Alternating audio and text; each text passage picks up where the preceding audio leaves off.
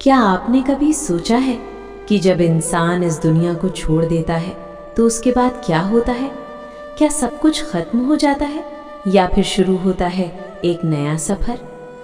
गरुड़ पुराण के अनुसार मृत्यु अंत नहीं बल्कि एक ऐसी यात्रा की शुरुआत है जिसके बारे में जानकर आपकी रूह कांप उठेगी।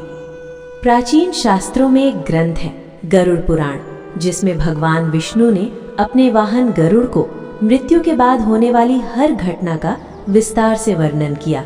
ये ज्ञान इतना गहरा है कि आज भी इसे सुनकर इंसान अपने जीवन को बदलने का सोचता है।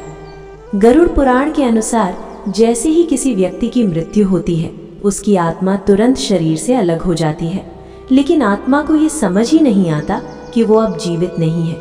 वो अपने ही घर में घूमती रहती है, अपने परिवार वालों को रोते हुए देखती है, पर उनसे बात नहीं कर पाती। ये समय आत्मा के लिए सबसे ज्यादा कष्टदायक होता है। कहा जाता है कि मृत्यु के बाद के पहले 13 दिन आत्मा पृथ्वी पर ही रहती है।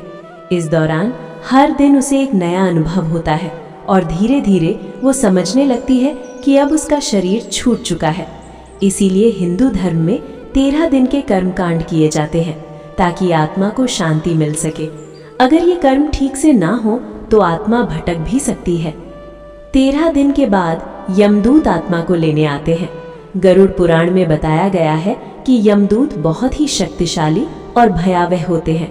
वे आत्मा को पकड़कर एक लंबी और कठिन यात्रा पर ले जाते हैं।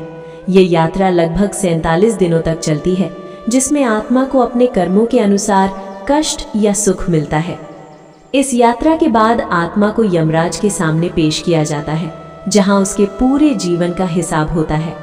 हर अच्छा और बुरा कर्म एक एक करके सामने आता है और फिर तय होता है कि आत्मा को स्वर्ग मिलेगा या नरक। गरुड़ पुराण हमें डराने के लिए नहीं बल्कि सिखाने के लिए है। ये बताता है कि हमारा हर कर्म, हर सोच हमारे भविष्य को तय करती है।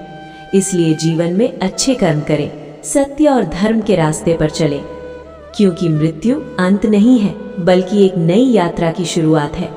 अगर आपको ये जानकारी महत्वपूर्ण लगी तो वीडियो को लाइक करें और ऐसे ही रहस्यमयी और धार्मिक वीडियो के लिए हमारे चैनल को जरूर सब्सक्राइब करें।